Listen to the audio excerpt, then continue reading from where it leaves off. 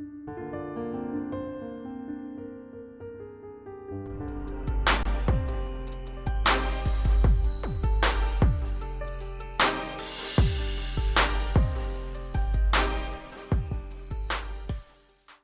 and welcome to Talk Straight Bible. I'm your host, Rafina Antonetti.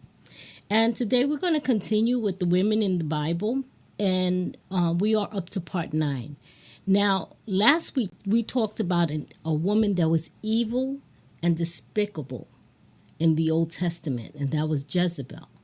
But today we're going to talk about a woman that is evil and despicable in the New Testament, and her name is Herodias.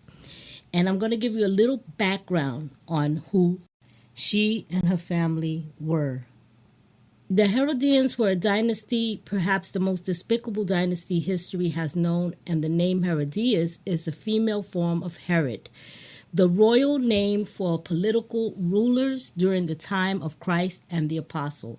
It was under the vile and cruel order of Herod that Jesus and his followers were often persecuted and punished. Herod means heroic, believe it or not, but they were far from being heroes. Herodias was married to her uncle Philip I, and they had a daughter, Salome. And when Herod and Antipas visited Rome, he was entertained by Philip and Herodias. Herod abducted his royal brother's wife, divorced his Arabian princess wife, and married Herodias and made her his queen.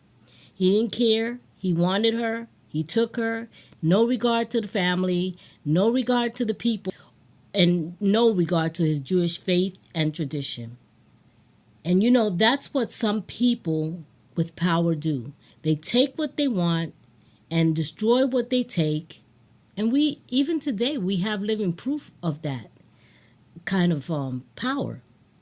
And one thing that we've learned about history is that we've learned nothing about history. As long as there are evil men in the world, we will experience that same kind of corruption, oppression, and murder. We're just a little more sophisticated about it. We hire hitmen and assassins to quietly do it. But nevertheless, we can read some references and accounts in the Gospels of Matthew, Mark, and Luke about Herod.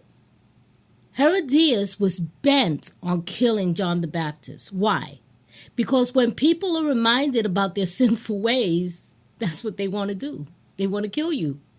So let's see why John the Baptist was arrested, imprisoned, and eventually he was killed.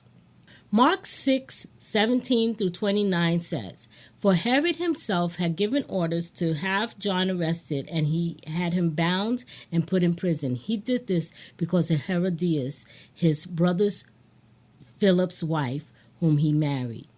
For John had been saying to Herod, 'It is not lawful for you to have your brother's wife.' So Herodias nursed a grudge against John and wanted to kill him. But she was not able to, because Herod feared John and protected him, knowing him to be a righteous and holy man. When Herod heard John, he was greatly puzzled, yet he liked to listen to him. Finally, the opportune time came. On his birthday, Herod gave a banquet of his high officials and military commanders and the leading men of Galilee. When the daughter of Herodias came in and danced, she pleased Herod and his dinner guests.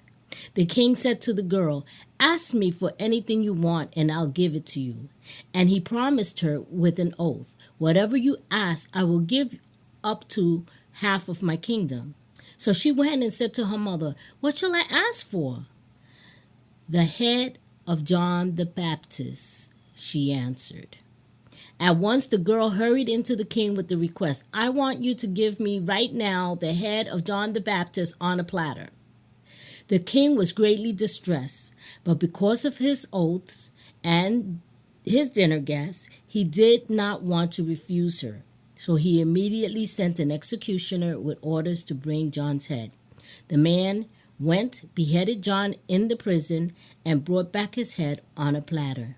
He presented it to the girl, and she gave it to her mother. On hearing of this, John's disciples came and took his body and laid it in a tomb.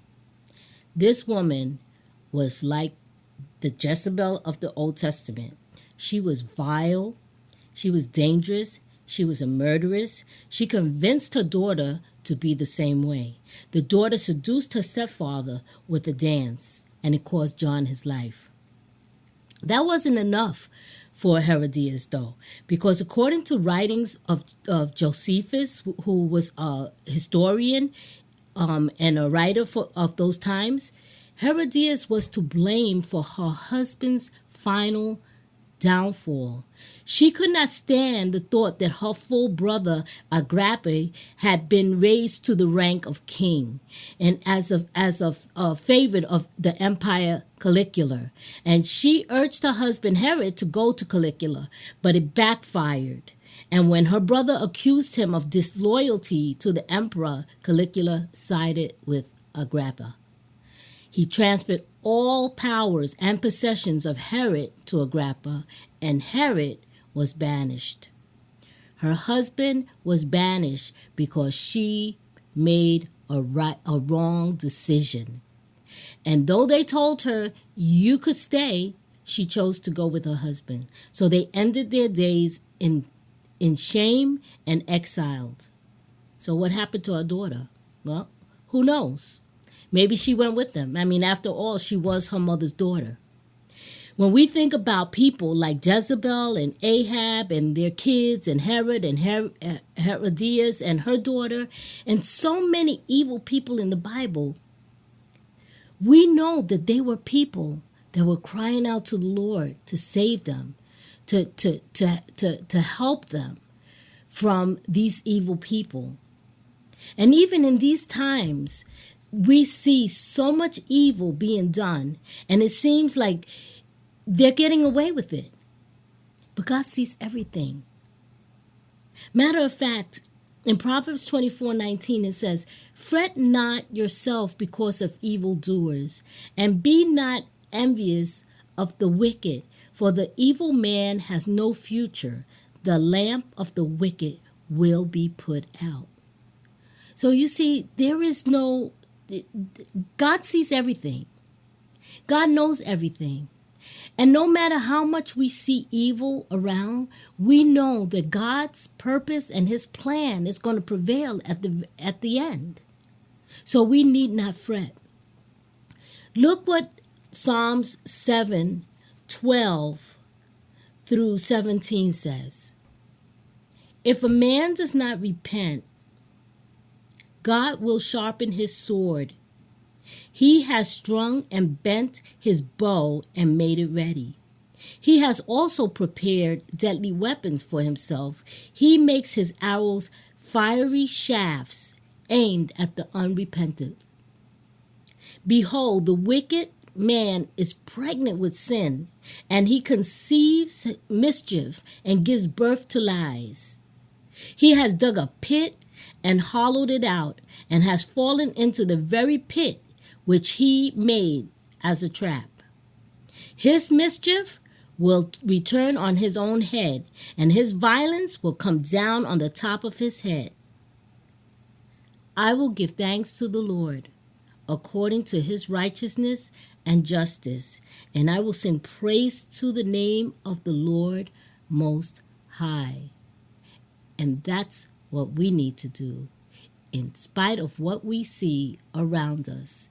And no matter who comes up against us, and no matter what evil is lurking around the corner, we know that we can give praise to our God and thanks to our God, because he is righteous and he is just. God bless you. Until we meet again. Shalom.